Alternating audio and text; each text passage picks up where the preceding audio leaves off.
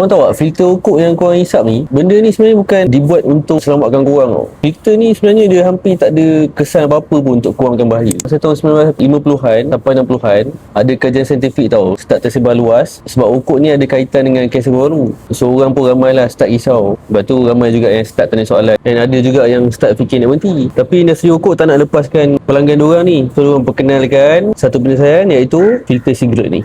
Ni lah filter ni. So diorang cakap filter ni akan tapis bahan bahaya sebelum masuk kau punya ukuk baru. And then orang ramai pun percaya. So diorang yang percaya ni semua rasa lega lah. Lepas tu ramai-ramai pun teruskan berukuk. Dan ada juga yang dah berhenti tapi isap ukuk balik sebab diorang rasa dah selamat tau. Kemudian ada kajian yang tunjuk filter ni hampir tak ada kesan langsung tau dalam kurangkan bahaya sebenar. Malah setengah orang kan, tanpa sedar diorang hisap lagi dalam, and diorang lagi kerap hisap untuk dapatkan kick nikotin yang sama.